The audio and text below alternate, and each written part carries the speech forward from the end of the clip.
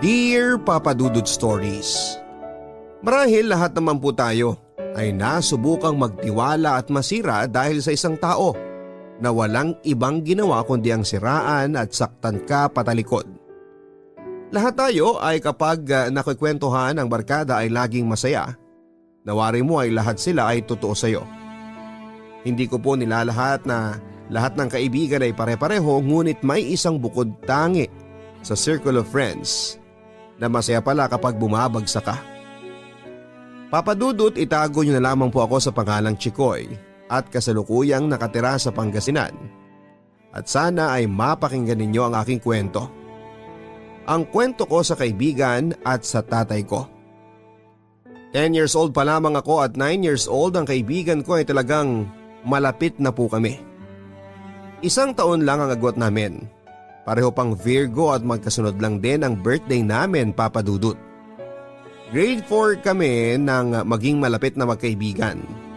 Tumigil ako ng isang taon sa pag-aaral, Papa Dudut, dahil tinulungan ko ang aking mga magulang sa pagsasaka. Ang bukid ang nagturo sa akin kung paano magsipag sa buhay. Doon ko po natutunan lahat ng mga bagay na hindi ko pa dapat ginagawa sa bukid dahil bata pa lamang ako. Ngunit dahil sa hirap sa buhay at kagustuhan kong matulungan ang mga magulang ko, ay sinantabi ko muna ang aking pag-aaral. Sa ngayon, Papa Dudut, ay nasa edad na 26 at 25 na kaming dalawa. Ang daming mga nangyari sa aming buhay mula pagkabata at hanggang sa ngayon. Kasama na rin dyan ang glow up naming pareho. Hindi naman sa pagmamayabang, Papa Dudut, ay pareho kaming may itsura. Pareho din kaming lapitin ng mga babae noong high school kami. Nasa section 2 ako noon at nasa section 26 naman siya. Kung tutuusin, Papa Dudut, ay mas matalino ako kesa sa kanya. First honor ako nung elementary at siya naman kahit anong certificate ay wala siyang nakuha. Second year high school ako nung magumpisang magkaroon ng girlfriend. Ang first love ko, Papa Dudut, ay si Margo. Si Margo ay nasa section 1 at nasa section 3 naman ako. Bumagsak ako ng 2.80 sa average ko kaya naging section 3. Ang kaibigan ko naman ay nasa section 26 pa rin. Tinuturuan ko siya sa math, Papa Dudut, maski na rin sa English at science, ngunit sadyang mahina talaga ang kanyang ulo. Magmula noon, Papa Dudut, ay nagsimulang umabsent. Madalang siyang pumasok sa school namin, lulubog at lilitaw kung sabihin.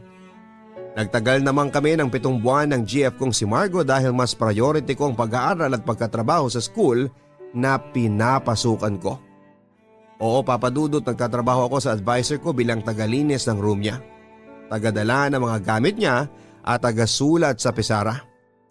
Minsan na rin akong nahirapan ng sobra dahil sa sitwasyon ko na halos parang ayaw ko nang umuwi ng bahay dahil sa layo at ang mahal ng pamasahe. Sa 8 pesos na pamasahe noon, Papa Dudut, ay hirapang ibigay ng mga magulang ko. Naranasan ko tuloy maglakad mula bahay hanggang paaralan. 3 kilometro ang layo ng pamantasan na pinapasukan ko. 4th year high school na ako, Papa Dudut, at hindi na nag-aral ang kaibigan ko. Binagsak niya ang lahat ng subjects niya noong 2nd year kami.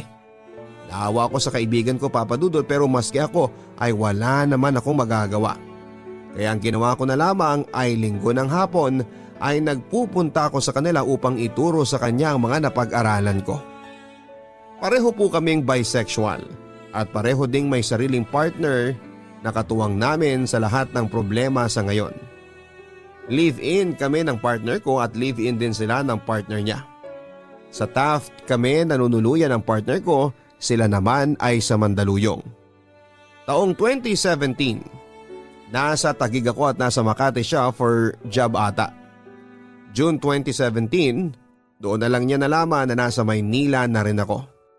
So lagi siyang tumatawag, umaabot pa kami ng alas 3 hanggang alas 4 ng madaling araw, magsisimula ng alas 10 ang usapan. Ako naman sa sobrang pagkamiss ko sa kanya, hindi ako nagsasawa sa pagkukwento.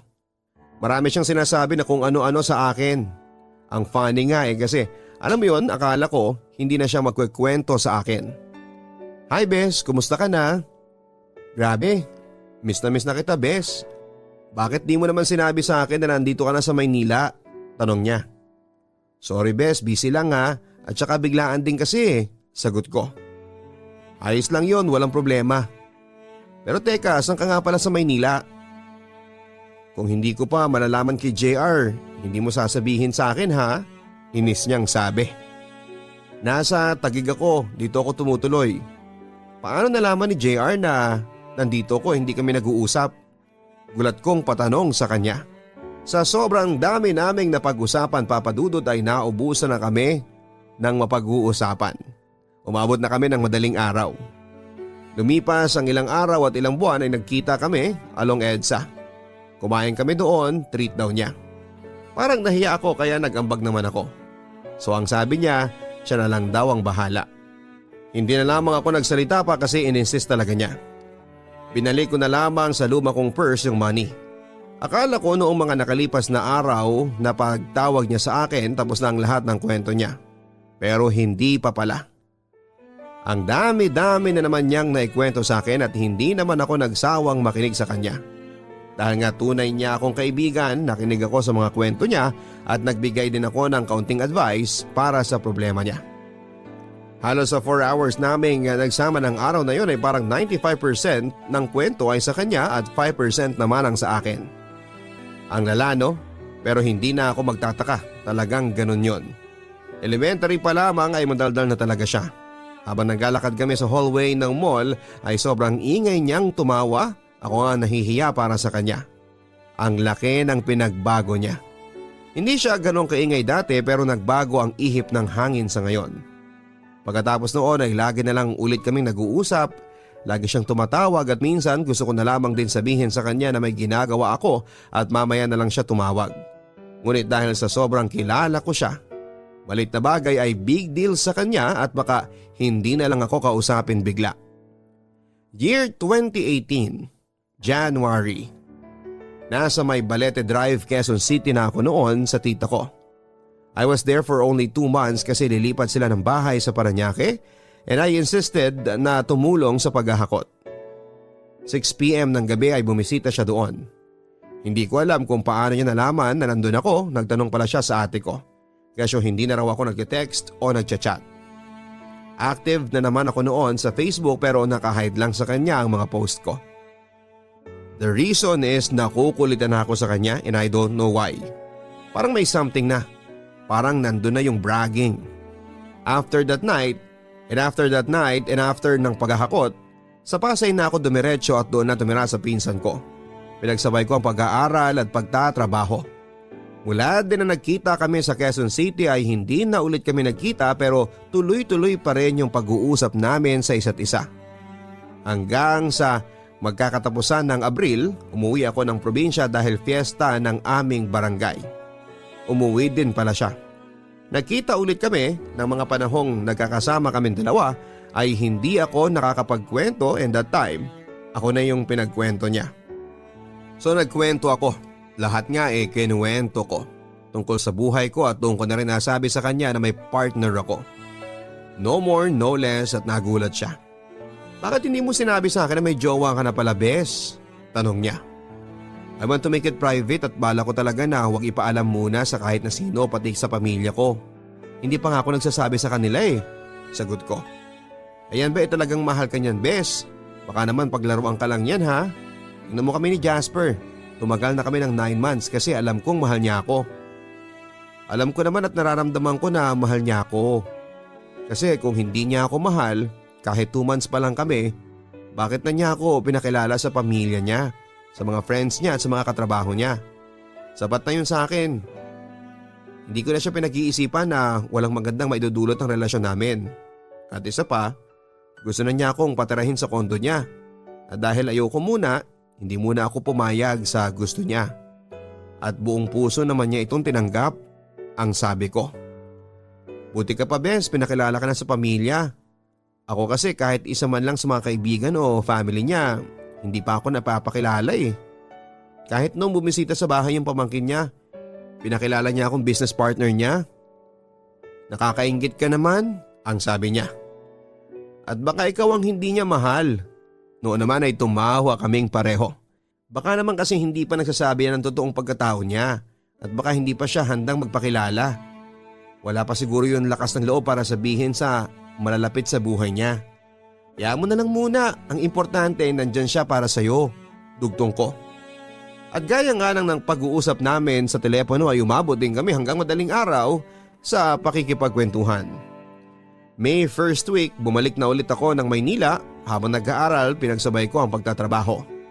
Siyempre ikaw ba naman ang pumasan sa mga kapatid mo at magulang mo plus may anak ka na nangangailangan ng gatas at diaper. So ayun, nag-ipon-ipon ako for them and especially to my son. Oo Papa Dudut, may anak na ako.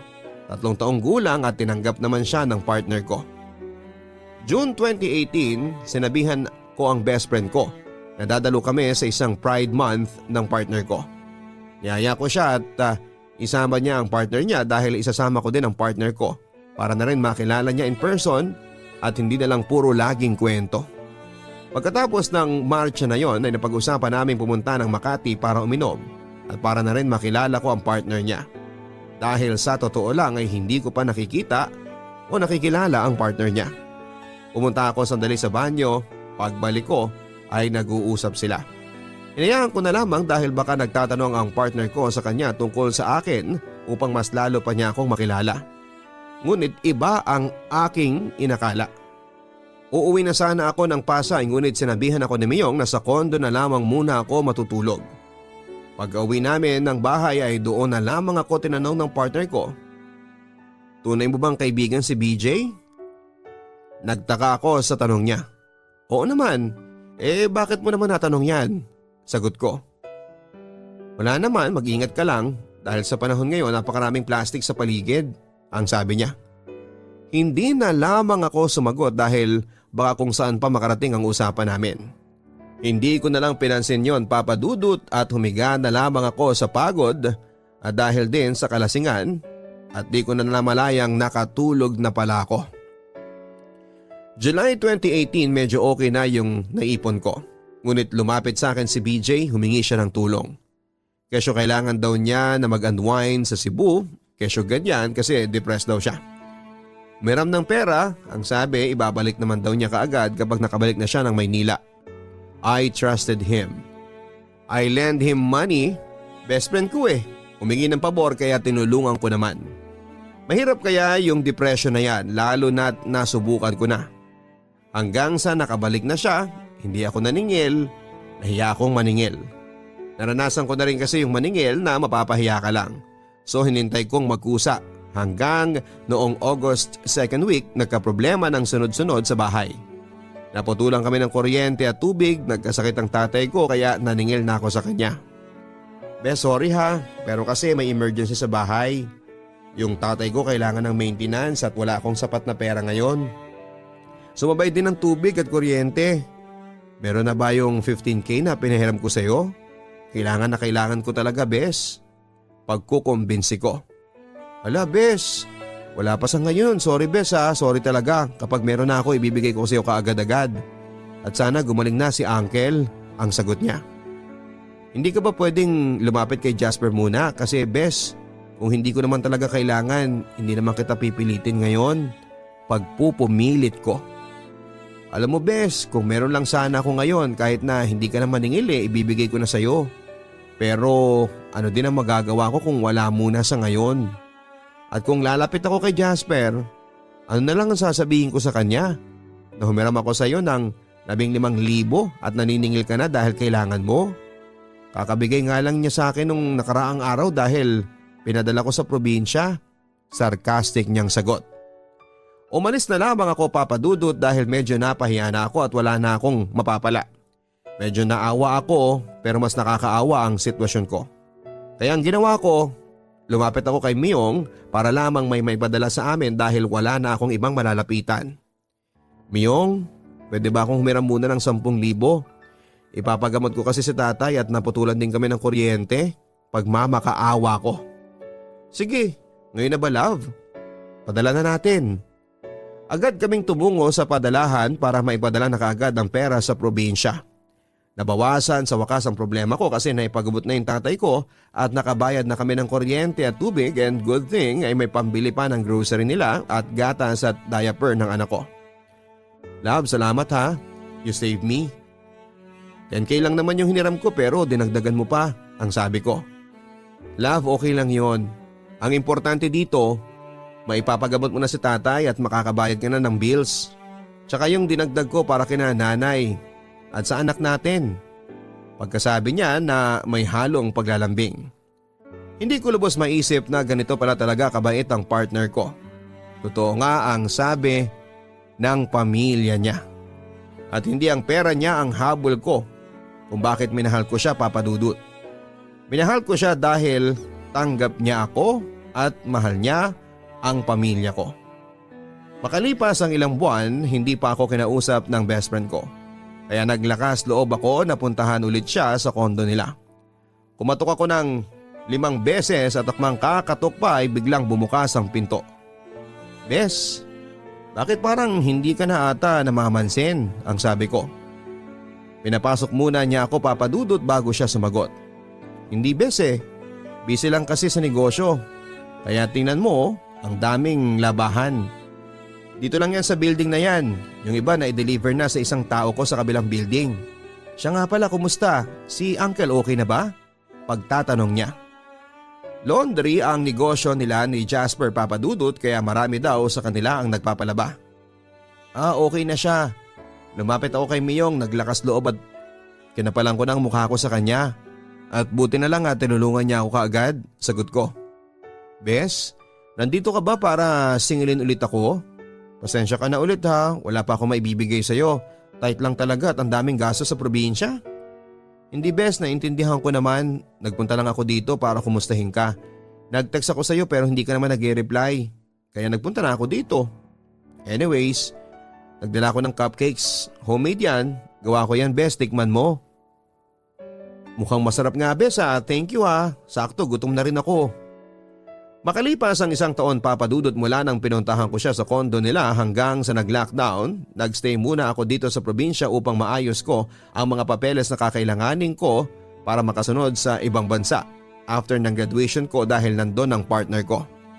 Pinatawad ko na ang best friend ko, Papa Dudut, dahil humingi ng sorry. So parang ang nangyayari kapag magkasama kami, parang ang lumalabas na wala siyang inutang sa akin kasi nandun pa rin yung closeness namin.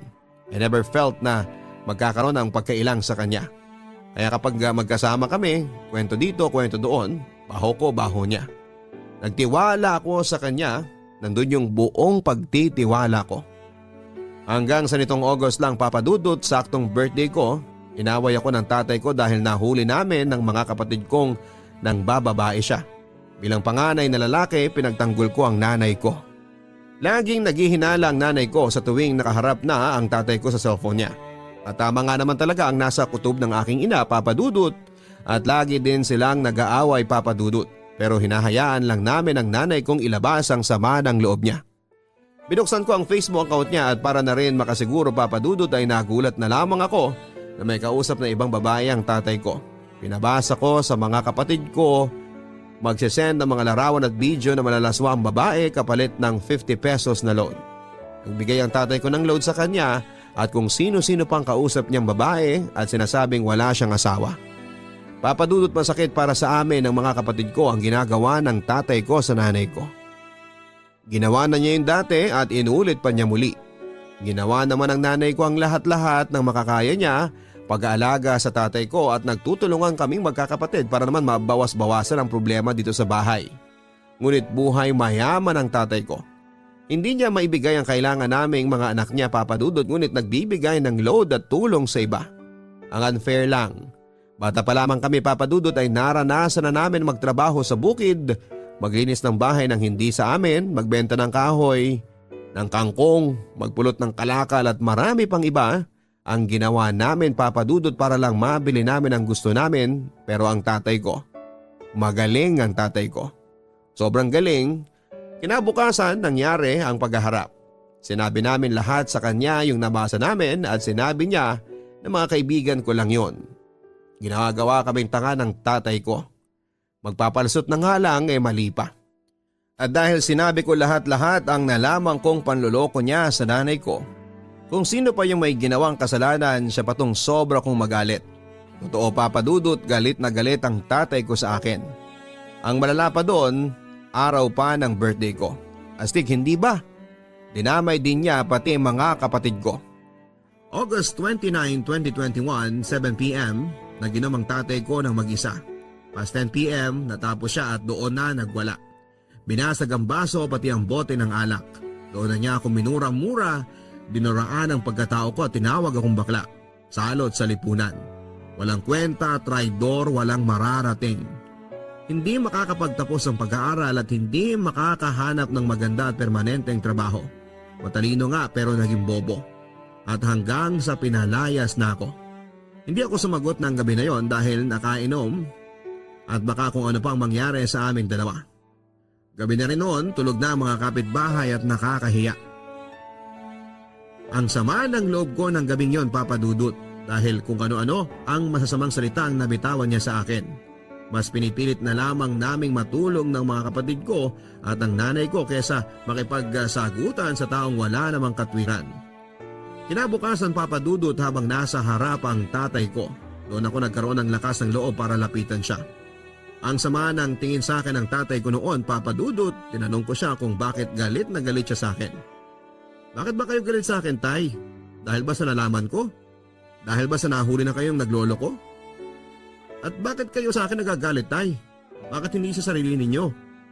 Ano ba dapat ang gusto ninyong gawin namin? Ang manahimik na lamang at itikom ang bibig samantalang nasasaktan nyo na si nanay?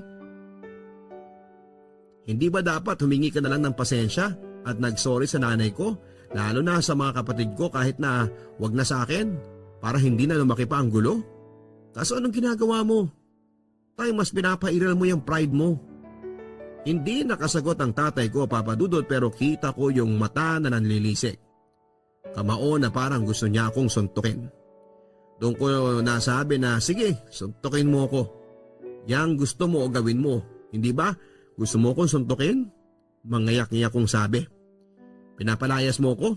Bakit? Sino ba sa ating dalawa ang mas malaki ang naiambag sa bahay na ito? Hindi ba kaming mga anak mo? Elementary pa lang kami, Tay, naranasan na naming magbanat ng buto. Kaming apat ng mga ate ko halos naranasan naming tumigil ng pag-aaral, matulungan lang kayo na dapat ikaw ang gumagawa. Kaming mga anak mo mula pagkabata namin hanggang sa ngayon, hindi mo na ibigay yung mga pangangailangan namin. Tapos ano, magbibigay ka ng pera sa babae mo? May kasama pang load? Samantalang kami, hindi namin naranasan kahit 10 pisong load galing sa inyo? Na hindi mo kami mabilhan ng bagong tsinelas, damit at gamit sa eskwela? Naaalala mo ba, Tay, kung anong ginawa mo sa amin nung bata pa ako? Umuwi ka ng bahay galing trabaho at nanghihingi ako sa iyo ng 20 para may pambili ng bagong lapis at papel, pero pinalo mo ko. Ang daming sakit at paghihirap ang dinanas namin dyan sa kamay mo, Tay. At halos lahat yung nanay ko ang gumagawa ng paraan para lang maibigay sa amin yung hinihingi namin na hindi mo maibigay. Yung nanay ko na ang daming sinakripisyo ng dahil sa'yo, tapos sasaktan mo lang? Matanda ka na, Tay. Malalaki na ang mga anak mo, ngayon ka pa maglolo ko? At talagang nagbigay ka pa ng pera? Di halos hindi mo nga may paggawa itong bahay natin? Feeling mo binata ka, mayaman ka. Nagbibigay ka ng tulong samantalang kami dito nagkakanda utang. Ano to, Tay? Kami ba ang mga anak mo ang dapat na magbigay ng magandang buhay para sa'yo? Hindi ba dapat ikaw? Kasi ikaw tong padre di pamilya? Kung makapagsabi ka ng wala akong kwenta, bakit ikaw may kwenta ka ba? Kung sa tingin mo wala akong kwenta, wala ka ding kwenta sa paningin ko. Yang sinabi mong hindi ako makakahanap ng maganda at permanenteng trabaho, patutunayan ko sa iyo yan. Anong gusto mong mangyari, maging katulad mo ko? Isang karpentero? Pinagmamalaki pa man din kita, Tay. Pinagmamalaki kita sa mga kaklase ko. Alam mo ba, noong high school ako, ikaw ang nakalagay sa formal theme ko? Ikaw yung hero na nilagay ko dahil gusto kong maging kagaya mo, isang mabuting ama at asawa, pero ngayon, laking pagsisisi ko kung bakit ikaw pa mismo ang napili kong hero, imbis na ang nanay ko. Yung nanay ko na walang ibang ginawa kundi ang asikasuhin ka, alagaan ka tuwing nagkakasakit ka. Maglinis ng bahay, magluto ng masasarap na pagkain para pag uwi mo hindi ka magrereklamo na hindi masarap ang kinakain mo tapos lolokohin mo lang. Ngayon pa lang sinasabi ko na sa'yo wala kang kwentang ama at asawa. Padabog at pasigaw kong sabi. Nilapitan ako upang sampalin at sikmurain hanggang sa magkagulo na sa bahay. Nagtamo ako ng pasa sa mukha, Papa Dudut. Wala daw akong karapatan na pagsabihan siya ng ganon dahil anak lang ako. Nandun na tayo sa anak lang ako, Papa Dudut, pero wag naman sana niyang itapon sa isip niya yung magagandang ginawa namin. Lalo na ako, Papa Dudut, na tumayong tatay sa mga kapatid ko. Na isakripisyo muna ang pag-aaral ko para makahanap ng trabaho at maibigay ang lahat ng gusto niya. Respeto ang gusto niya. Nirespeto namin siya bilang ama, Papa Dudut. Pero masama ang loob ko dahil sinaktan niya ang nanay kong walang ibang ginawa kundi ang mahalin at intindihin siya sa ugali niya. At hindi na rin naman niya nirespeto ang pagkatao ko, Papa Dudut. Niyurakan at tinapaktapakan niya ang pagkatao ko. Kinabukasan, August 31, Papa Dudut, umalis ako ng bahay kasama ang anak ko. Naghanap ng mapagrerentahan malapit sa aming bayan hanggang sa nakahanap ako ng komportable na matutuluyan ng anak ko. The next day ay naghanap ako ng pansamantalang trabaho, Papa Dudut. Nag-apply ako sa mga BPO company, nag-apply sa Lazada bilang rider hanggang sa natanggap. Pansamantala lamang, Papa Dudut, hanggang hindi pa pwedeng lumuwas ng Maynila. After 2 days, nalaman ng best friend ko ang nangyari sa amin ng tatay ko, Papa Dudut. Hindi na ako nagsabi sa kanya kasi ayokong kumausap ng taga doon sa lugar namin at lalong-lalo na rin sa partner ko. Liban na lamang sa mga kapatid ko. Okay pa kami ng best friend ko, Papa Dudut, at hindi ko lang alam na tinitira at sinasaksak na pala talaga niya ako sa likod. At tama nga yung sinabi sa akin ni Miyong na iwasan siya. Pumunta siya sa bahay at kinausap daw ang magaling kong ama. Imbis na kausapin ng tatay ko ng maayos, ginatungan pa daw niya. Ang buong akala daw ng nanay ko ay tutulungan niyang magbago ang tatay ko at maitama ang kasalanan, pero hindi pala, Papa Dudut. September 4 ng umaga, tumawag ang isa naming kaibigan. Sinabi sa akin lahat-lahat ang sinabi ng best friend ko sa kanya. I gave her the benefit of the doubt. Hapon noon, tinawagan din ako ng nanay ko through messenger. Sinabi din niya sa akin lahat ng mga paninirang ginawa at sinabi niya sa walang hiya kong ama. Doon na bumuhos ang luha ko at nagsisi ako, Papa Dudut, kung bakit pa ako nagtiwala sa isang taong kagaya niya at ibinigay ang buong tiwala ko sa kanya. Taong minsan ko na ring natulungan ng panahong wala siya. Taong akala ko ay masasandalan ko. Sa kabila ng lahat ng ginawa kong mabuti sa kanya, ay masama ang balik niya sa akin. Kabaliktaran lang pala ang lahat ng inakala ko, Papa Dudut. Marami akong alam na baho tungkol sa kanya.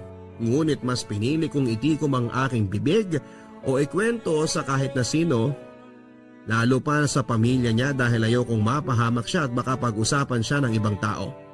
Hindi ako nagsabi ng mga sikreto niya sa ibang kaibigan namin, pero hindi ba niya naisip na mas marami akong alam para masira siya? Mas nanaisin ko pa rin na manahimik na lamang, Papa Dudut, gaya na lamang ng laging sinasabi ng nanay ko sa akin. Mas pipiliin ko pa rin na kumalma kaysa makipag-away sa taong hindi na dapat pag-aksayahan ng oras at hindi naman nakakaintindi. Karma knows his address. Ihintayin ko na lamang yung araw na siya na rin ang masasaktan at iiyak. Bilog ang mundo, umiikot ang gulong. Sa ngayon, kung masaya siya, makikita na lang sa susunod na malungkot siya. May the Lord God bless you, my friend. Hanggang dito na lamang. Maraming salamat, Papa Dudut, dahil napili ninyong basahin ang kwento ko. Shoutout po sa nanay at sa mga kapatid ko at alam kong nakikinig kayo sa ngayon. Nay, mahal na mahal ko po kayo at gagawin ko ang lahat para sa inyo. Lubos na gumagalang, Chikoy. Dear Papa Dudut, isang magandang araw po sa inyong lahat na tagapakinig. Itago niyo na lamang po ako sa pangalang Vert. Ang kwento ko pong ito ay sisimulan ko noong ako ay musmus pa lamang. Ako po ay nasa elementary pa lamang noon na masayang nakikipaglaro kasama ang aking mga kaibigan, mga pinsan at mga kapatid. Masarap ang buhay kapag bata ka pa. Yun bang wala kang ibang iisipin kundi ang maglaro ng maglaro hanggang sa magsawa ka. Isang araw kasama ko ang aking kaibigan na nagngangalang Mikay. Si Mikay ay kababata ko at halos magkaedad lamang kami. Minsan, niyaya niya akong maligo sa isang sapa kung saan ay madalas kaming naliligo kapag walang klase. "Vert, tara na. Ligo tayo." "Teka lang, magpapaalam muna ako sa mama ko. Bilisan mo at hihintay na tayo ng pinsan mong si Arnel." "Oo, nandyan na." Nagsimula ang araw namin papadudot ng masaya at kung ano-ano pang mga ginawa namin bilang isang mga bata. Si Mikay at ang mga magulang ko at mga magulang niya ay napaka-close sa isa't isa. Para na nga kaming isang pamilya kapag magkasama ang aming mga pamilya. Dahil kung ano ang meron sila ay ibinabahagi nila sa amin at ganon din naman kami sa kanila. Ang buhay namin sa aming probinsya noon ay masasabi kong hindi gaanong may kaya. Ang papa ko ay may alagang isang kalabaw at 2 kabayo at mga kambing at andyan pa ang mga pato at manok. Kaya kahit papaano ay may makukunan kami pag may kailangan kami sa pang-araw-araw. Lumipas ang ilang taon ay may isang trahedyang naganap. Dahil ang kabayo namin na manganganak na sana ay pinatay nang hindi pa namin nakikilala kung sino ang pumatay. Pero ang papa ko, may alam siya. 5 a.m. noon ng umaga nang biglang nagkagulo sa labas at nakita ko ang papa ko na naiiyak. Sino at bakit po siya pinatay? Wala nang naisagot ang papa ko dahil sobrang iyak na niya, Papa Dudut. At noong nakita ko ang kabayo namin ay doon ako napahagulhol dahil ang kabayong isisilang na sana ay hindi pa nailabas. Andun pa sa puwerta ng kabayo namin. Kaya labis-labis na lang ang pag-iyak ko dahil yung kabayong isinilang sana ay ipinagkaloob na sana ng papa ko sa akin. Pero pinatay nila, mga walang awa sila. Kaya nakapag-decide na lamang ang papa ko na ipakatay na lamang para mapakinabangan. Pero ni isa sa pamilya namin ay walang kumain dahil para na namin yung kapamilya. Ilang taon din namin inalagaan yon at laking tulong na rin pagpupunta si papa sa bundok para may masasakyan siya at maikarga niya ang kabayo. Kung may bubuhatin siya, papauwi sa amin. Lumipas ang mga araw, Papa Dudut, nang may napansin ako sa papa ko. Hindi siya gaanong nagsasalita at walang ganang kumain. Minsan nakikita ko siyang umiiyak dahil naaalala niya ang pinakamamahal naming kabayo. Ang papa ko kasi ay hindi mahilig sa gulo. Kahit alam na niya kung sino ang pumatay sa kabayo namin, hindi pa rin siya gumagawa ng ikakasama niya. Kaya ipinasa Diyos na lamang niya ang lahat, Papa Dudut. Kaya isang araw ay nakapagdesisyon ang papa ko na lumipat na ng tirahan. "Mag-impake na kayo." Napagkasunduan na namin ng mama ninyo na lilipat tayo ng tirahan para makalimot sa mga nangyari sa atin dito. Wala kaming nagawa, Papa Dudut, kundi ang sumunod. Binenta lahat ng mga hayop namin para may pangsimula kami sa aming lilipatan. At nang paalis na kami, bigla ko naalala ang kaibigan kong si Mikay. "Aalis na kami? Saan naman kayo pupunta?" "Hindi ko alam kina Papa, basta matatagalan pa pagbalik namin dito." "Sige, mag-iingat kayo ha. Mamimiss ko kayo." "Salamat, ikaw din. Ingatan mo ang sarili mo." Pagkatapos kong magpaalam ay nakita ko na naman ang mga magulang ko at ang mga magulang ni Mikay na nag-uusap para magpaalam muna sa isa't isa. At sabay dasal na sana'y gabayan kami sa aming paglalakbay. Lumipat kami sa ibang bayan, Papa Dudut, at may kalayuan doon sa aming tinitirhan. Masasabi nating hindi rin maganda ang pamumuhay namin doon dahil kung anong hirap namin doon sa dati naming tinitirhan, ay doble naman ang hirap na dinanas namin sa paglipat. Madaling araw ay pumupunta kami ng kapatid ko sa dalampasigan para manghuli ng isda. Pag maraming nahuli ay bumibili kami ng tig-1 kilong bigas at panbaong ko na rin sa school. Grade 3 pa ako noon pero alam ko na kung paano dumiskarte para lang makakain kami ng 3 beses sa isang araw ng pamilya ko. Kapag lalabas ng school ay pumupunta kami sa mga kapitbahay namin para kunin ang lagayan ng tubig nila para pag-igiban. Piso kasi isang galon at 5 piso naman pag malaking galon. 2 kami ng kapatid kong lalaki para madali at may mabiling bigas naman. Lumipas ang ilang araw, buwan at taon. Grade 6 na ako noon at nakita ko ang mga magulang ko na nahihirapan na sila sa pamumuhay namin dito. Isang araw ay nagpasya silang bumalik doon sa dati naming tinitirhan kasama ang mama ko, 2 sila ni Papa. Kaya naman kami naiwan dahil may klase pa kami. Hindi naman kami nagkaproblema sa makakain dahil may pinagkakakitaan naman kami ng kapatid ko na lalaki tuwing paglabas ng eskwela. Ganun pa rin. Paggising ng umaga ay pupunta ng tabing dagat para manghuli ng isda. At paghapon naman ay mag-iigib naman kami ng tubig para may pambili ng makakain. Ang 3 naming kapatid na babae ay nasa bahay lang para gumawa ng gawaing bahay. At lumipas ang ilang araw, gagraduate na ako sa elementary at umuwi sila mama at si Papa. Sabi ng Papa ko ay bumalik na raw kami doon pagkatapos ng graduation dahil may lupain daw kami doon at doon kami mamumuhay. Natapos nga ang graduation ko, Papa Dudut, at bumalik kami sa dati naming tinitirhan. At habang nasa biyahe kami ay bigla kong naalala ang kababata kong si Mikay. Matagal na kasi kaming hindi nagkita, mga 6 na taon na. Siguradong na-miss niya rin ako, Papa Dudut. Dumating nga kami sa aming tinitirhan ng Matiwasay. At pagdating ko ay bigla akong sinalubong ng pinsang ko na si Arnel. Nagkumustahan kami sa isa't isa at bigla kong naitanong kung nasaan na si Mikay. Wala na sila dito, pinsan. 3 taon nang nakakalipas. Bakit? Saan sila nagpunta? Hindi ko alam, insan eh. Wala rin kasing sinabi kung saan sila pupunta. Basta lilipat daw sila ng tirahan. Hindi ako naniwala sa pinsan ko. Kaya ang ginawa ko, Papa Dudut, ay pinuntahan ko sila sa kanilang bahay. Pagdating ko doon ay wala talagang tao. Kaya napaisip ako na baka nga umalis na nga sila. Hindi man lang nakapagpaalam.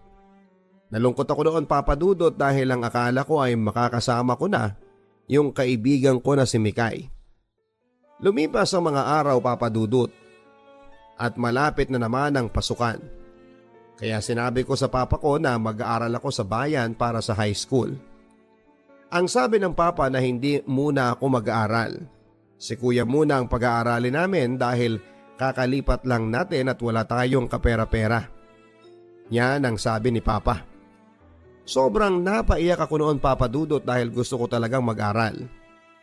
Alam ko kasi na sa pag-aaral ko lang sila maiaahon sa kahirapan kapag nakatapos ako hanggang sa kolehiyo. Wala akong nagawa, Papa Dudut, kundi ang sumunod sa papa ko dahil wala din naman akong magagawa. Ginawa ko na lang ay tumulong na lang sa papa ko para magsaka sa lupain namin.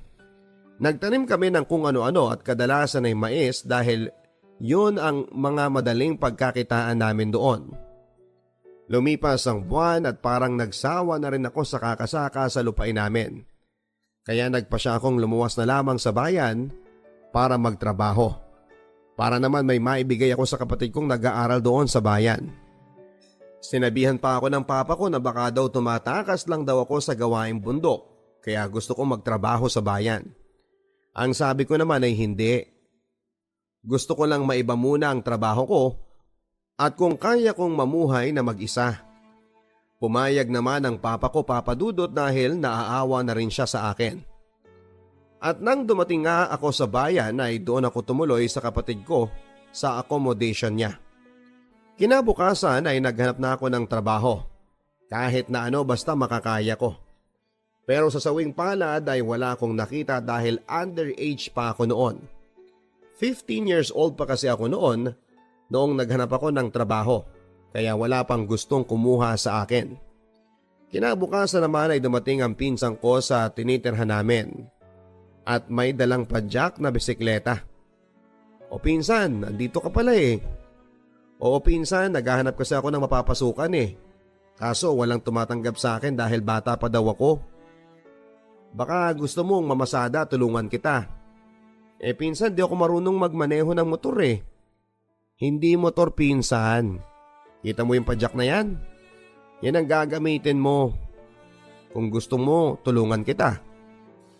Agad naman akong pumayag, Papa Dudut, dahil sa kagustuhan kong magkapera, kaya sinubukan ko na rin. Unang araw pa lamang ay nahirapan ako dahil hindi naman ako sanay na magpadyak ng bisikleta. Pero tiniis ko na lamang kasi sabi naman ng pinsan ko, sa una lang yan. Mahihirapan ka talaga pero sa katagalan ay masasanay ka rin. Ilang araw ang lumipas ay nasanay na nga ako. Mga empleyado ng City Hall at mga estudyante ng high school ang kadalasang pasahero ko. Minsan nga naiinggit ako sa kanila dahil kung pinag-aral lang siguro ako ng mga magulang ko, ay isa rin ako sa kanila. Papa Dudut, 6 na buwan akong ganon. Ang kinikita ko ay pinapadala ko sa amin, yung iba naman ay ibinibigay ko sa kapatid kong nag-aaral sa high school. Isang araw ay napaisip na naman ako. Ano kaya kung subukan ko naman ang mag-apply ng trabaho? Kinabukasan, yun na nga at ginawa ko. Alas 5 pa lang ng umaga ay nasa palengke na ako para maghanap ng trabaho. Doon ako tumambay sa isang bakery at habang nagkakape ako ay iniisip ko kung anong trabaho ang una kong pag-a-applyan. At nung tumayo na ako para magbayad sa kinain kong tinapay, ay nakita ko ang matanda na may-ari ng bakery na si Aling Linda. Ate, bayad ko po. Sabay sabing, Ate, naghahanap po ba kayo ng trabahante? Kahit tagabuhat lang ng kung ano-ano. Basta may trabaho lang ay okay na ako doon. Taga saan ka ba utoy? Taga kabilang baryo lang po. Ano bang alam mong trabaho? Kahit ano po basta makakaya ko lang. O sige, tamang-tama. Kailangan ang mga panadero ko ng mauutusan nila dyan sa loob ng bakery. Mag-umpisa ka na mamaya. Laki ng pasasalamat ko, Papa Dudut, dahil sa wakas ay may trabaho na ako. At hindi na ako maiinitan. Kaya agad naman akong pumasok para makapag-umpisa na sa trabaho. 3 sila sa loob at puro mga panadero at may mga edad na rin. Itinuro nila sa akin kung ano ang mga dapat kong gawin sa trabaho ko. Minsan tinuturuan din nila ako magluto ng tinapay at pati ang pagmasa at paghulma ay itinuro nila sa akin. 800 pesos ang starting ko noon taong 2002. Pero okay lang, masaya naman ako at ang importante ay gusto kong matutong mag-bake para may permanente na akong trabaho. Yung kasi ang sabi ng mga kasama ko doon na kahit wala kang pinag-aralan basta marunong ka lang mag-bake ng tinapay ay mabubuhay ka na. Kaya pinagsikapan ko talaga ang matuto. Lumipas ang ilang taon at nakapagtapos na rin ang kapatid ko ng high school sa tulong ng mga magulang ko. Kaya naman nasabi ko sa sarili ko na ako naman ang mag-aaral. Pero parang nawala na rin ako ng gana dahil sa may edad na rin ako at first year high school pa rin. Kaya hindi na lang din ako nag-enroll pa. Mga kapatid ko na lang na mga babae ang pag-aaralin ko naman, at least ako ay may trabaho na. Ang kapatid ko naman ay hindi muna nag-aral dahil pinapasok siya ng kaibigan ng mama ko na pastor sa kabilang bayan. May Chinese restaurant kasi yon at may bakery kaya 2 kaming pinasok doon. Habang ako sa bakery, kapatid ko naman ang nasa restaurant at tumutulong sa mga cooker. Ang sabi ng boss ko ay pag-aaralin niya daw kami pagpasukan na, kaya sobrang tuwa ng kapatid ko. Pero lumipas ang ilang buwan ay may nakilala ang kapatid kong lalaki. Babaeng nagngangalang Jackie. At hindi daw siya makatulog sa kakaisip sa babae dahil may nangyari na raw sa kanila ng babaeng yon. At first time ng kapatid ko na magka-jowa. At masakla pa, yung babae ay maraming beses nang nakapag-asawa. At nung dinala ng babae ang kapatid ko doon sa lugar nila, hindi na nila pinauwi yung kapatid ko ng mga magulang ng babae dahil nahuli daw silang magkatabing natutulog. Pinikot ang kapatid ko. Kaya pinatawag kaagad ang mga magulang namin. Noong nalaman ng papa ko na gano'n ang nangyari ay lubos niyang dinibdib dahilan ng pagbagsak ng kanyang katawan. Hindi nagtagal ay kinasal ang kapatid ko sa edad na 18 at kasing edad lang din naman niya ang babae. Lumipas ang buwan at taon. May isang taga sa amin ang nagyaya sa akin na pumunta sa Maynila dahil may bakery ang tiyuhin niya. At gusto niya na sa Mindanao kumuha ng mga tao, kaya naman pumayag ako kaagad. Umabot din ako ng 2 taon sa Maynila at noong papauwi na sana ako ay biglang tumawag ang papa ko. Kailan ka ba uuwi? Next month na pa. Umuwi ka na kaagad at baka hindi mo na ako maabutan ng buhay. Papa naman, malakas ka pa. Hindi ka pa mawawala sa amin. Pero sa loob-loob ko, Papa Dudut, ay alam kong hindi natatagal ang papa ko. Dahil 1 taon pa lang ako sa Maynila ay ilang beses na ring naospital ang papa ko dahil sa sakit na TB. Halos wala din akong naipundar sa sarili ko dahil ako lang naman palagi ang gumagaso sa ospital kapag naa-admit si papa. Nag-aaral pa kasi ang 3 kong kapatid at ang 2 naman ay may asawa na. Pangatlo ako, Papa Dudut, sa aming magkakapatid. Pero sa akin sila tumatakbo kapag kailangan nila ng tulong. Pagkatapos naming mag-usap ng aking papa ay napahagulhol na ako sa iyak. Dahil alam ko na hindi na siya magtatagal dito sa mundong ibabaw. Kaya nagdasal na lamang ako sa Panginoon na siya na ang bahala sa papa ko. At para hindi na rin siya mahirapan pa. Ilang linggo ang lumipas ay may natanggap akong tawag mula sa pinsan ko. Wala na si papa mo, insan. Patay na siya. Napahagulhol na lamang ako sa kakaiyak. Kahit nasa biyahe pa ako sa loob ng bus ay hindi ko na mapigilan ang sarili ko sa pag-iyak dahil iniwan na kami ni papa. Kinabukasan ay binenta ko ang lahat ng gamit ko para may maibili akong tiket sa eroplano. Lumipas pa ang 3 araw bago ako nakabili ng tiket pa uwi. Nakauwi na nga ako, Papa Dudut, at pagdating ko sa amin, bumungad sa akin ng isang kabaong.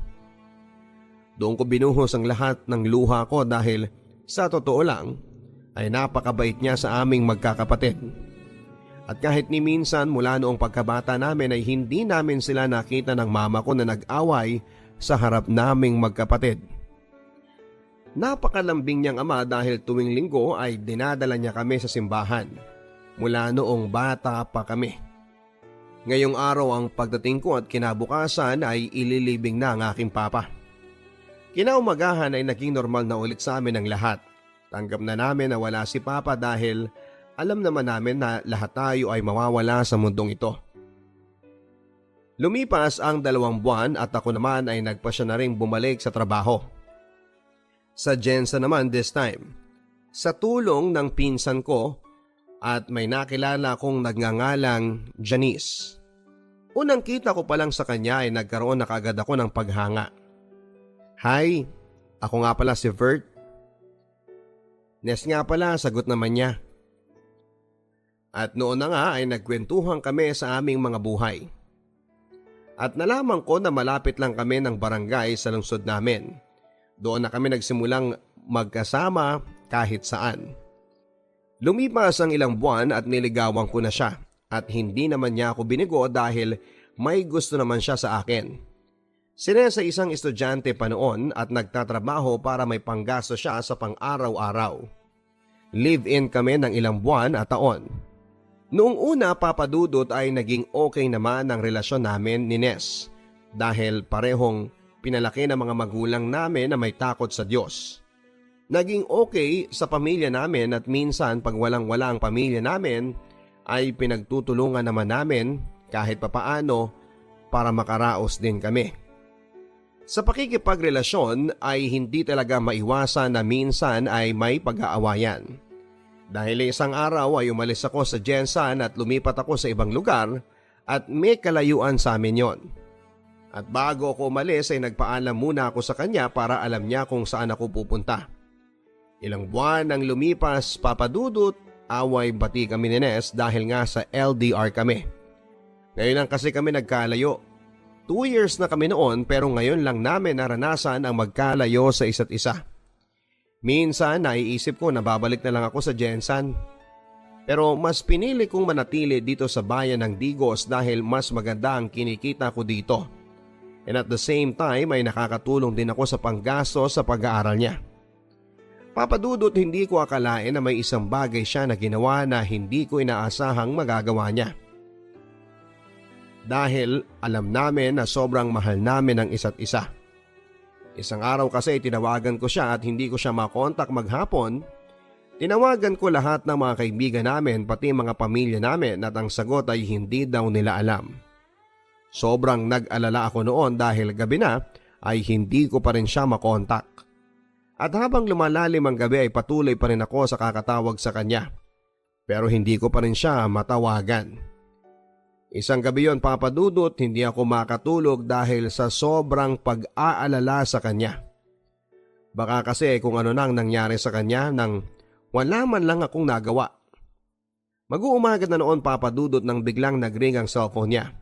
Pero hindi niya pa rin sinasagot ang tawag ko. Hindi ako pumasok noon dahil puyat ako at wala na rin ako sa mood para magtrabaho dahil nga sa kakaisip sa kanya.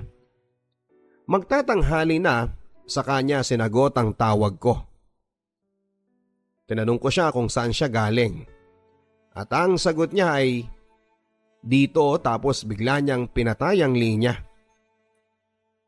Hindi pa rin ako tumigil sa pagtawag. Minsan sinasagot niya at biglang sabing maghiwalay na lang daw kami dahil nasasakal na raw siya. At ang sabi ko naman ay paano kita nasasakal, wala naman tayong pinag-aawayan. Noong nakaraang araw lang ay sobrang lambing natin sa isa't isa. Puno tayo ng I love you nung time na yon at wala na rin naman akong naaalala na pinag-awayan tayo. Basta break na tayo. Ayaw ko na. Sabay patay ng telepono niya.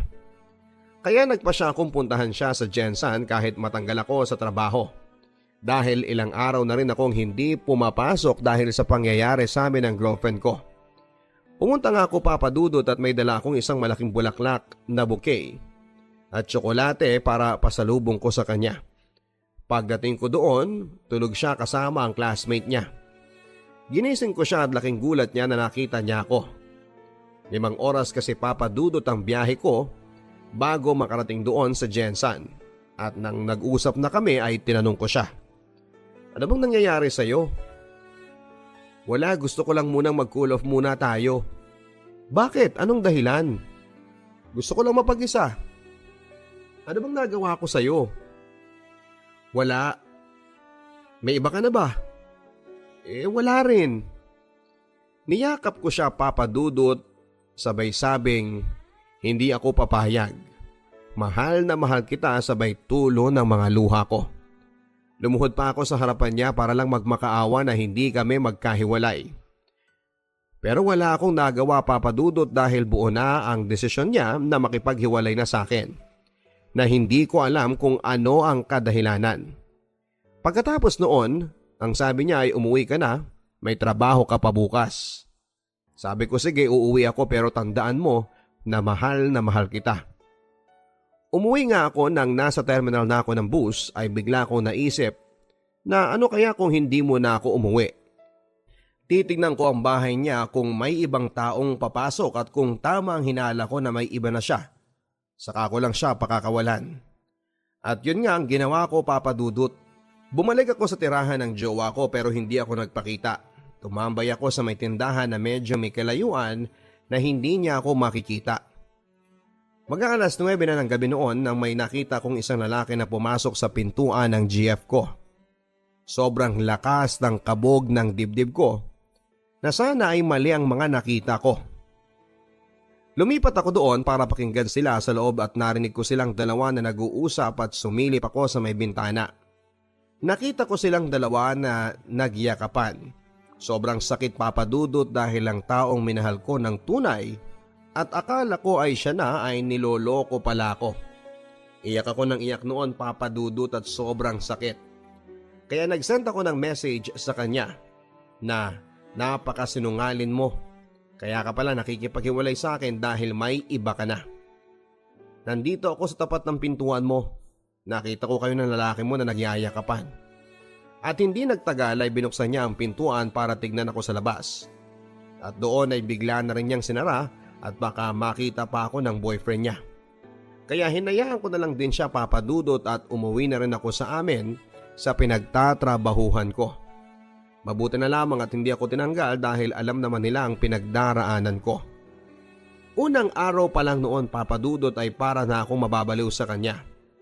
Dahil sobrang miss ko na siya.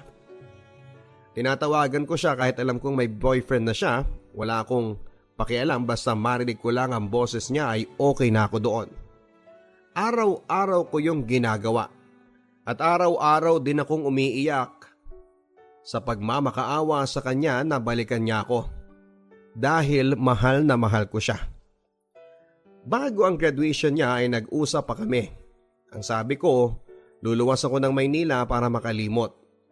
6 na buwan na kasing lumipas at hindi pa rin ako nakakapag-move on sa'yo. Ang sabi naman niya ay wag. Wag ka nang umalis, tapusin ko lang tong graduation ko at aayusin natin to. At gusto ko kapag graduation ko ay nandito ka dahil isa ka sa mga nakatulong sa pag-aaral ko. Gusto ko lang makita kita habang nasa entablado ako. Ang sabi ko naman ay sige, itatry ko. Kumuha ako ng ticket papadudot March 21 ng petsa para sa pagtatapos ng graduation niya ay aalis na ako. Sa bagay wala na kami at tapos na rin ang obligasyon ko sa kanya. Dahil kahit wala na kami, patuloy pa rin naman akong nagpapadala ng pera sa kanya para sa pag-aaral niya. Dumating ang araw ng graduation niya papadudot at pumunta ako doon, dala ang puting bulaklak na rosas na ang ibig sabihin ay okay na ako. Ako na lang ang lalayo, ako na lang ang susuko dahil meron na siyang iba.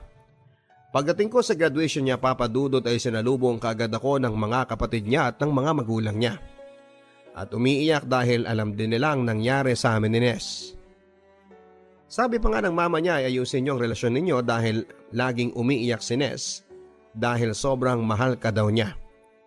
Araw-araw siyang nakatulala dahil sa kakaisip sa'yo. Hindi naman kasi kami boto dyan sa boyfriend niya dahil magkaiba kayo ng ugali. Ang sabi ko naman ay sige auntie, pagkatapos nito ay mag-uusap po kami. Sinamahan nila ako doon sa loob at noong nakita ko si Nes ay parang wala sa sarili. Nakatulala kahit andyan naman ang boyfriend niya. Pero noong nakita niya ako doon ko nakita ang matamis niyang ngiti na sobrang nagpasaya sa akin dahil matagal ng panahon ko na rin hindi nakikita ang ganong katamis ng ngiti niya. Natapos ang graduation papadudot at noong nakita niya ako ay tumakbo siya papunta sa akin sabay yakap at sobrang iyak kahit nandyan sa tabi niya ang boyfriend niya. Hindi niya iniisip na baka mag-away pa sila sa ginawa niya. At pagkatapos niya akong yakapin ay may sinabi siya sa akin. Huwag kang umalis. Mag-usap tayo bukas. Ang sabi ko naman ay may ticket na ako at bukas na ang flight ko. Ingat ka na lang dito at congrats sa'yo. At biglang nagsalita ang boyfriend ni Nes. O ano, tara na. Nakahanda na yung pagkain para sa graduation mo. At yun na nga papadudot ang huling pagkikita namin ni Nes. Kinabukasan ay lumipad na rin ako papunta sa Maynila. At habang nasa eroplano ako ay may natanggap pa akong tawag. Asan ka? Nes, ikaw ba to? Oo, ako to. Nasaan ka? Nasa eroplano na. Palis na nga kami eh. Ang daya mo. Ang sabi ko sa'yo, huwag kang umalis. Pero umalis ka talaga. Akala ko ba mahal mo ko? Mahal kita, alam mo yon. Kaya nga ako nagpakalayo-layo dahil ayokong masira ang relasyon niyo ng boyfriend mo eh. Mahal na mahal ka noon kaya huwag mo rin siyang saktan, okay? Habang tumatagal ang pag-uusap namin papadudot ay napupuno na ito ng iyakan. Aalis ng eroplano. Magpapaalam na ako sa iyo. Dumating ako sa Maynila papadudot at doon ako tumira sa kamag-anak namin. Nung una nahihirapan pa rin ako dahil hindi pa rin mawala sa isipan ko si Nes. Pero hindi nagtagal ay naka-move on na rin ako. Hanggang sa may nakilala ako sa pinagtatrabahuhan ko sa bakery na taga Leyte. Mabait siya, maputi at may pagmamalaki mo rin. Tumagal ng 5 buwan ang relasyon namin nang biglang may tumawag sa akin. Hi, sino to? Nes nga pala. Taga saan? Taga puso mo. Pero pamilyar ang boses na yon sa akin, si Nes nga. O napatawag ka. Namiss kita eh. Eto naman sumbong kita sa boyfriend mo, biro ko. E di isumbong mo. Kumusta nga pala dyan sa atin? Sa atin? Okay lang naman siguro sila doon. Anong doon? Nasaan ka ba? Sa puso mo nga. Yung totoo. Nandito ako sa Maynila sa kapatid ko, kakarating ko lang nung nakarang araw. Kaya iniisip ko na tawagan kita. Baka sakaling magkalapit lang tayo. Saan ka ba sa Maynila? Sa Makati. Sa Makati lang din ako eh. Ay ganon, pwede ba tayong magkita? Punta ka rito sa bahay ng kuya ko. Kasi hindi ko pa alam ang pasikot-sikot dito eh. Sige, pag off ko, punta ako dyan. Ibigay mo lang ang address mo. Pinuntahan ko nga siya doon, Papa Dudut, pero ang paalam ko sa GF ko ay pupunta lang ako sa barkada ko. At pumayag naman siya. Nakita nga kami, Papa Dudut, at pagkakita niya sa akin ay niyakap niya ako kaagad at sabay sabing, alam mo bang ikaw ang dahilan ng pagpunta ko sa Maynila? Kasi nami-miss na kita. Yung boyfriend mo nasaan na?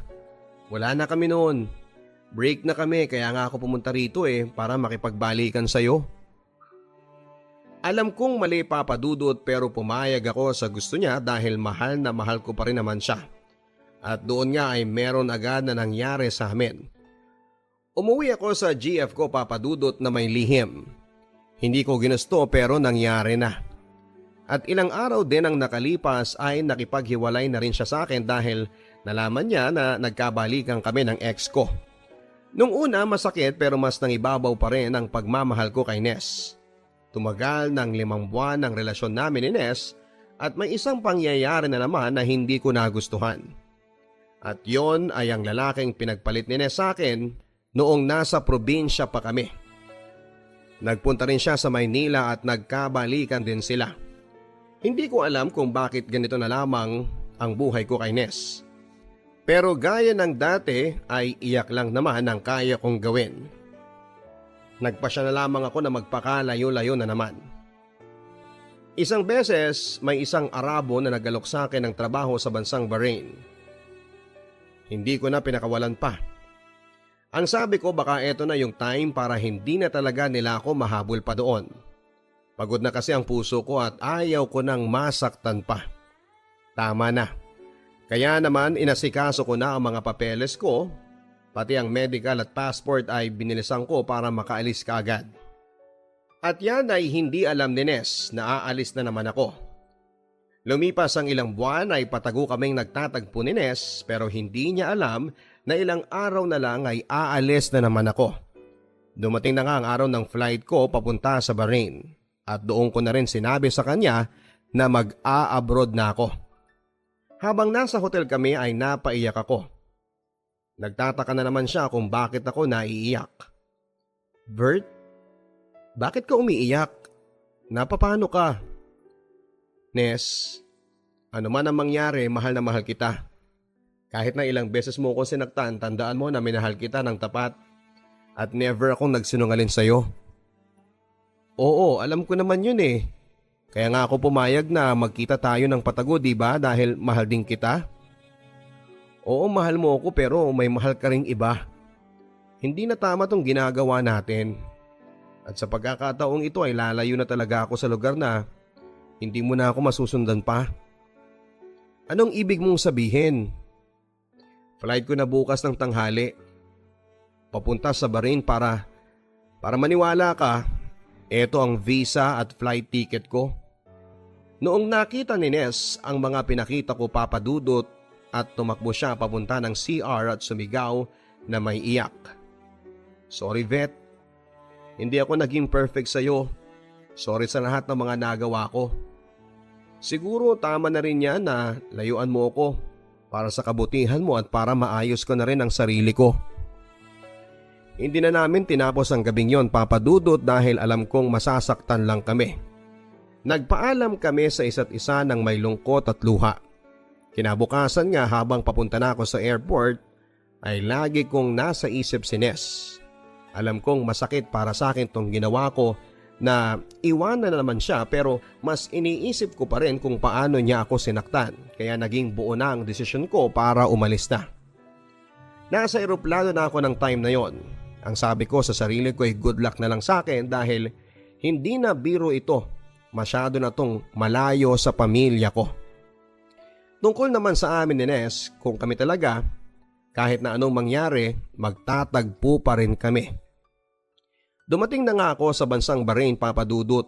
Sinalubong ako ng amo kong Arabo at bago kami tumuloy sa company nila, may pinapirma sa akin na isang papel na hindi ko alam kung ano ang laman noon, basta ang alam ko ay kailangan kong sumunod dahil hindi ko na teritoryo to.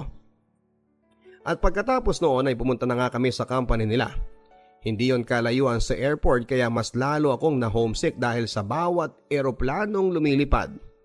Nasa isip ko na sana bukas tapos na ang kontrata ko para makauwi na ako kaagad sa amin. Noong una kong araw sa Bahrain, taglamig noon at sobrang naninibago ako sa klima at sa pagkain dahil 3 days akong hindi nakakain. Buti na lang may kasama akong 2 Pilipina na tindera namin kaya dinalhan nila ako ng kanin dahil sawa na ako sa kakakain ng tinapay. Lumipas ang ilang buwan at naging maayos sa amin ang amo ko at sa kasamahan namin, pero noong mag-iisang taon na ako ay hindi na kami sinasahuran.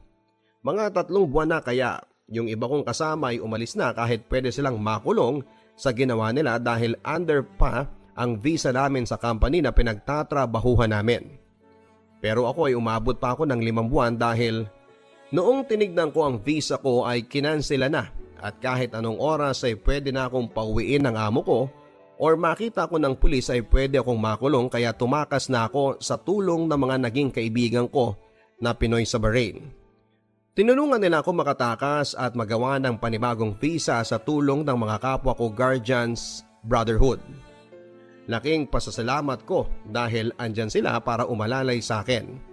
Kaya wala nang nagawa ang dati kong amo na umalis na ako sa kanya dahil nagka-visa na ako sa ibang employer. Kahit gusto niya akong singilin sa mga nagastos niya at pagkuha ko ng passport ko ay ibinigay na rin niya dahil lumapit na kami sa pulis dahil pag hindi niya ibinigay yon ay pwede siyang makulong. Noong nasa bagong employer na ako, Papa Dudut, doon ko naranasan ang saya. Masaya pala pag marami kang kaibigan pag nasa ibang bansa ka dahil kahit sino ay pwede kang humingi ng tulong. Doon ko rin napatunayan na ang Pilipino ay talagang nagtutulungan sa oras ng pangangailangan.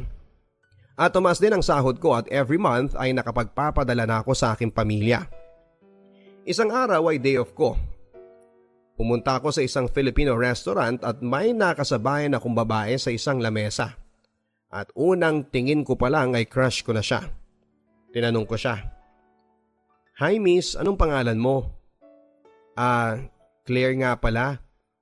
Ako nga pala si Vert, taga Davao. Ikaw, taga saan ka sa atin? Taga Iloilo ako. Humaba ang kwentuhan namin, Papa Dudut, at nagkapalitan din kami ng number at Facebook account. Kaya mula noon ay walang araw na hindi kami nagtawagan at nagkumustahan. Hanggang sa nauwi sa mabuting relasyon ng pagkakaibigan namin. At madalas na rin kaming lumabas na 2 lang kami. Oo, Papa Dudut, may nangyari na sa amin. Hindi lang isang beses. Madalas pag lumalabas kami, hindi namin pinapalampas ang pagkakataon na yon at dahil doon ay nagbunga ang ginawa namin. Nang hindi namin inaakala dahil gumagamit naman siya ng gamot. Nakalimutan daw kasi niyang uminom ng 1 beses kaya nagkalaman ng tiyan niya. At ang masakla pa doon ay nasa Muslim country kami. Bawal na bawal ang ginawa namin na binuntis ko siya dahil pwede kaming makulong na 2. Kaya nagpasya na lamang kami na umuwi na lang siya pagkatapos ng kontrata niya. 2 months na lang kasi matatapos na rin ang kontrata niya. Kaya hindi pa mahahalata pag umuwi na siya. Lumipas ang 2 buwan, Papa Dudut, ay nakauwi na nga si Claire sa Maynila. Nandun kasi ang kapatid niya kaya doon muna siya habang naghihintay ng araw ng kanyang panganganak. At dumating na nga ang araw ng panganganak niya. Sobrang kaba ko noon dahil first time ko magkaroon ng baby at sa wakas ay naging daddy na ako. Habang nasa delivery room siya ay lagi kong chinachat ang kapatid niya kung kumusta na nga ba ang mag-ina ko. Kasi papadudot hindi ako nakauwi dahil kulang ang pera ko. At buwan-buwan din ako nagpapadala sa kanya mula nung umuwi siya sa Pilipinas. Neto ngang pag-anak niya, ang laki ng nagastos ko pero okay lang. Kahit na hindi ako nakauwi, ang importante ay ligtas ang mag-ina ko. So kinabukasan ay tumawag sa akin si Claire at kinumusta ko siya at ang bata. Ang sabi ay normal daw ang pagde-deliver niya sa bata. At babae ito. At noong nakita ko ang litrato at video ng anak ko ay bigla akong napaluha. Ganito pala ang pakiramdam maging isang ama. Gusto ko siyang mayakap at makargaman lang pero hindi ko magawa dahil nasa malayo pa ako. Ang sabi ko na lang sa sarili ko ay pagbubutihin ko na lang ang trabaho para sa mag-ina ko. At pagkatapos noon papadudot, 2 months pa lang ang baby namin ni Claire ay napagpasyahan namin na umuwi na lang sila doon sa amin para matulungan siyang mag-alaga sa anak namin. Kaya pagdating nila doon sa Davao ay sinalubong sila kaagad ng mama ko at ng mga kapatid ko. Naiiyak sila sa sobrang tuwa nang makita ang anak ko. Ako naman ay patuloy sa pagtatrabaho papadudot at minsan ay tumatawag ako sa amin dahil gusto ko lang makita ang baby ko. At isang araw may sinabi sa akin ang asawa ko. Gusto raw niya mag-abroad muli. Ang sabi ko naman ay kaya mo na ba? Paano ang anak natin? Kaya naman daw ni mama na alagaan si Rain. At hindi na nga kami nagtalo papadudot, pinayagan ko muli siya. 5 months pa lang ang anak namin noon ay iniwan na siya ng kanyang ina at ng aking ina na lamang ang nag-alaga sa anak namin. Ang sabi ko na lang ay sige, mabubuo rin tayo. Hinintay ko na lang na mag-birthday ang anak ko papadudot. Saka na ako uuwi para isang gastusan na lamang. Kaya makalipas papadudot ang 5 taon ng pagkawalay sa pamilya ko ay nakauwi na ako. Miss na miss ko na sina nanay at mga kapatid ko. Noong nasa Maynila na ako papadudot ay may isang alaala na pumasok sa isipan ko. Si Ness. Kumusta na kaya siya? Ilang taon na kasi kaming hindi nag-uusap at wala na kaming kontak. At noong lumapag na ang eroplano sa Davao ay sinalubong kagad ako ng mga kapatid at ng mama ko. Karga-karga niya ang anak ko. Dali-dali silang tumakbo papunta sa akin at niyakap nila akong lahat. At ang anak ko naman ay napatingin lang sa akin.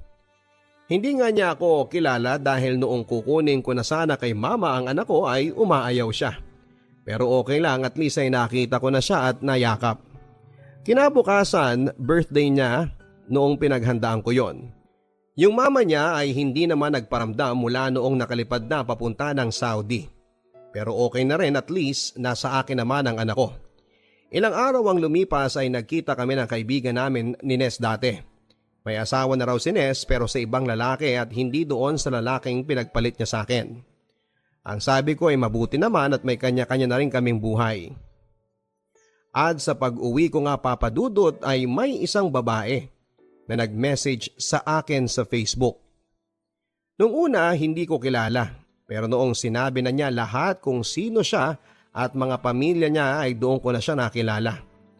Si Mikay, ang kababata ko, at halos 2 dekada rin kaming hindi nagkikita at nag-uusap.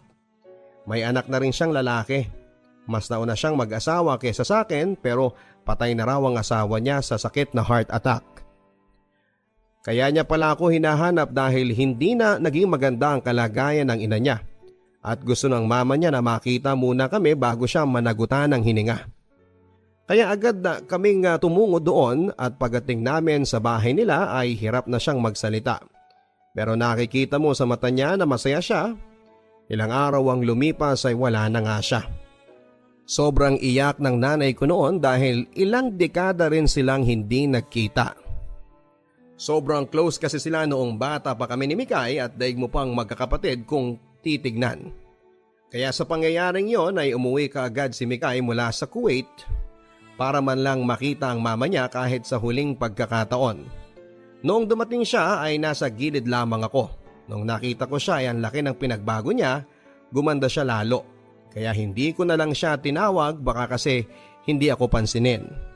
Pero laking gulat ko na lamang nang biglang manapak sa bato ko si Mikay at noong nagkaharap kami ay hindi ako makatitig sa kanya. Kaya una siyang nagsalita. "Oy Vert, kumusta ka na?" "Eto, okay lang. Kakarating ko lang din nung nakaraang buwan galing sa Bahrain." "Siya nga pala, kondolensa." Salamat din at nandito ka." "Ano ka ba, sobrang close kaya natin nung bata pa tayo.